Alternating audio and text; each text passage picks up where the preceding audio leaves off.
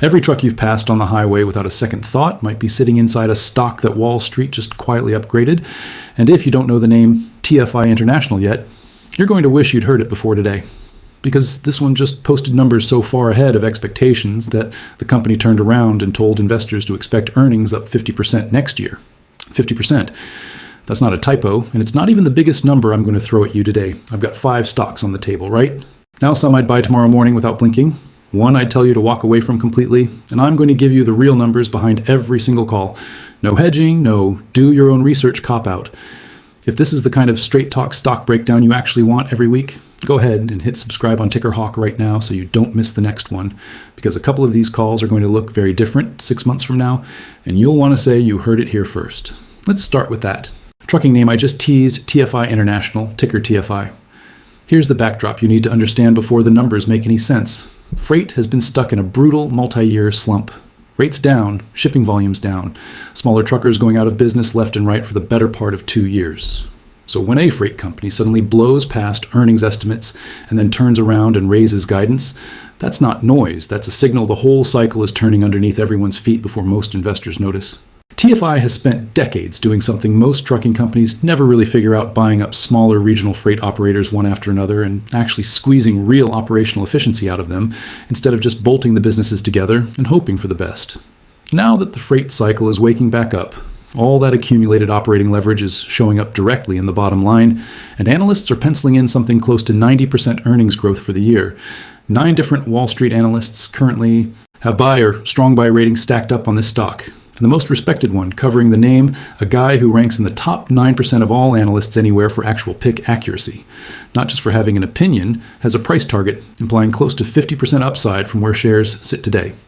My take here is simple. TFI is a buy. You're catching a best-in-class operator right near the bottom of a cycle instead of chasing it 6 months from now after everyone else has already piled in. The one honest knock is that on a pure valuation basis, it doesn't scream dirt cheap, but when a company's earnings are about to nearly double inside 12 months, I'll take that trade every single time, and so should you.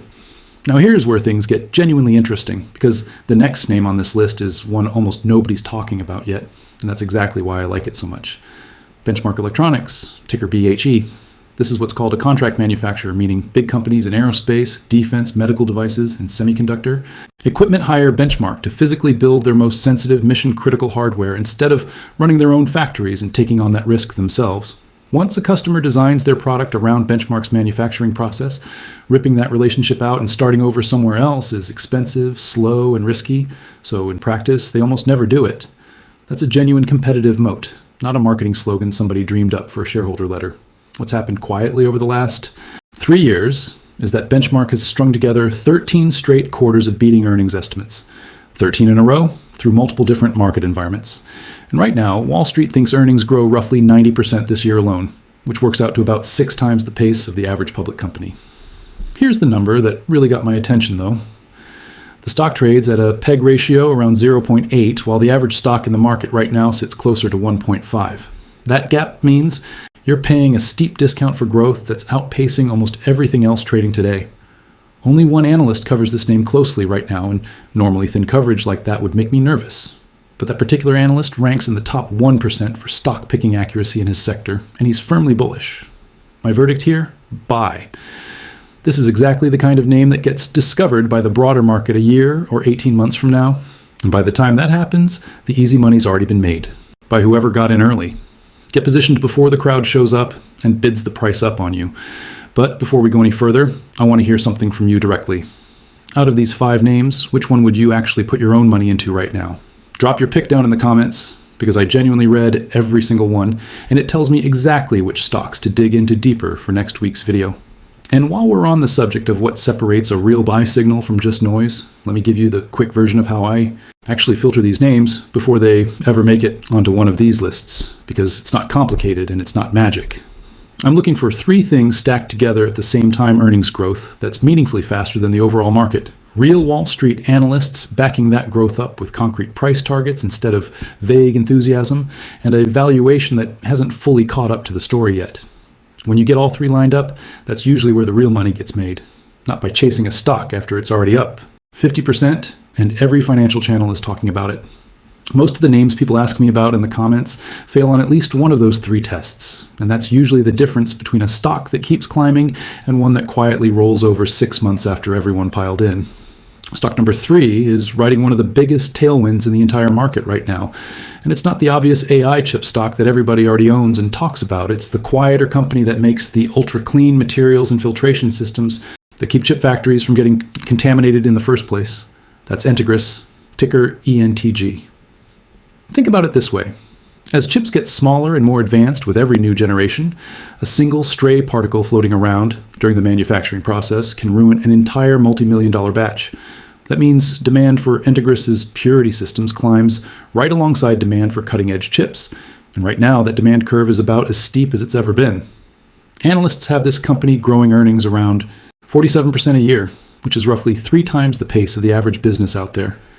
8 separate Wall Street analysts currently rate the stock a buy or strong buy, and price targets from some of the top-ranked names in that group point to more than 40% upside from current levels.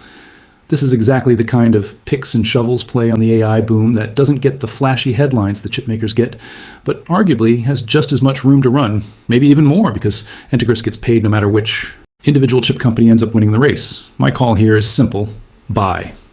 As long as the semiconductor industry keeps pushing towards smaller, more advanced manufacturing nodes, and there's absolutely no sign of that slowing down anytime soon, Entegris keeps collecting the toll on that entire trend, quarter after quarter. Now let's talk about the one name on this list I'm telling you to stay away from, at least for now, because this is exactly where I think a lot of retail investors are about to make an expensive mistake chasing a story that isn't fully cooked yet. Astronics, ticker ATRO, makes the electrical power systems, circuit breakers, and avionics that go inside commercial and military aircraft. On paper, it looks genuinely appealing. Once a part gets designed into an airplane, it's incredibly expensive and time-consuming for an airline or a manufacturer to rip it out and replace it with a competitor's part. So there's real stickiness built into this business model.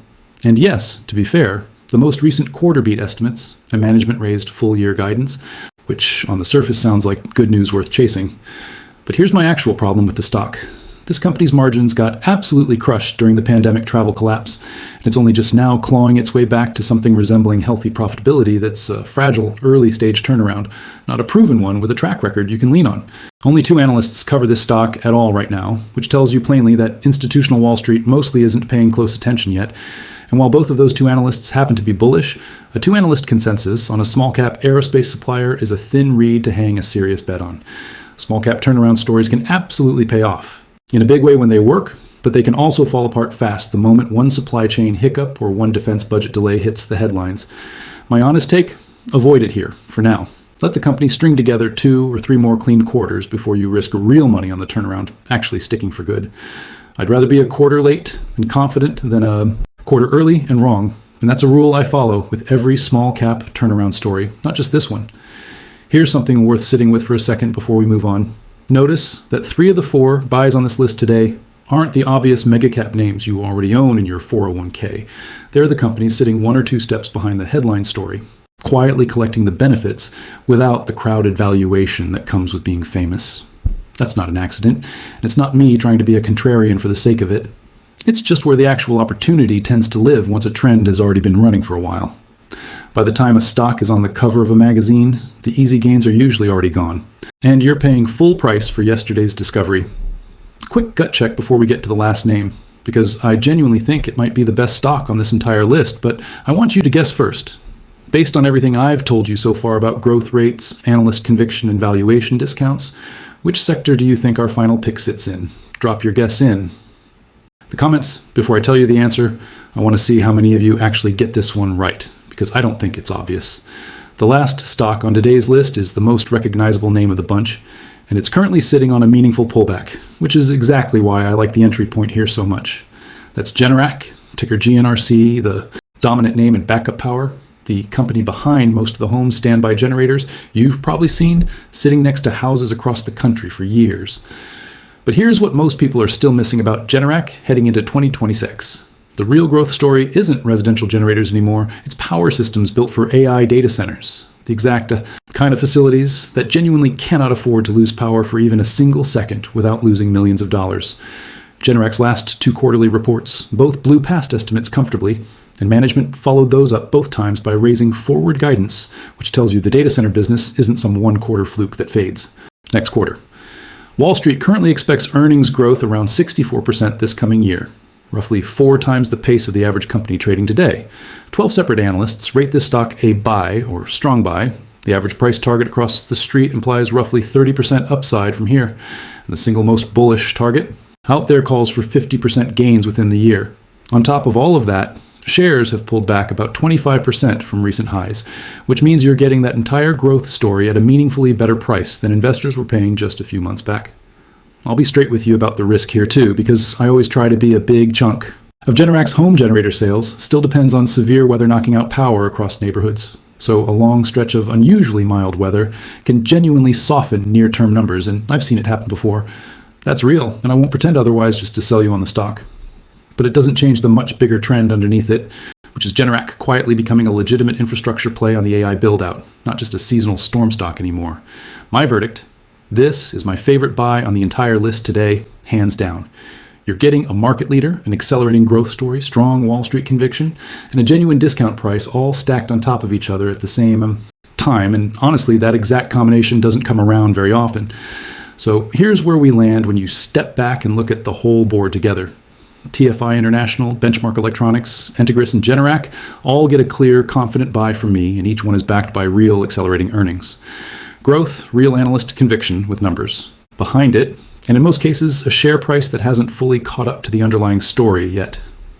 Astronics is the one name on today's list I'm telling you to watch patiently from the sidelines until that turnaround actually proves itself out over a few more clean quarters, because right now you're being asked to pay for a story that's only half written. Notice the pattern. Running through every single buy call on this list, accelerating earnings well above the market average, real Wall Street analysts putting concrete price targets behind their conviction instead of vague optimism, and in most cases a valuation gap that hasn't closed yet. That combination, growth plus conviction plus a price that hasn't caught up, is the exact difference between chasing a hot story after the fact and actually investing in one before the crowd shows up. If this breakdown changed how you're looking at even one of these 5 stocks, do me a favor and share it with somebody who needs to hear it, because good information travels a lot slower than hype does, and these names deserve more attention than they're currently getting from most of the financial media.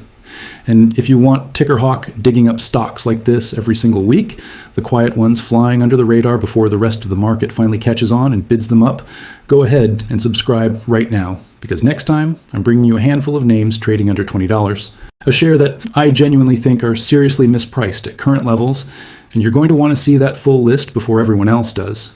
Markets move fast. Opportunities like the ones we just walked through don't stay quiet forever. And I'd rather you hear about them from me now than read about them in a headline 6 months from today after the move's already happened without you.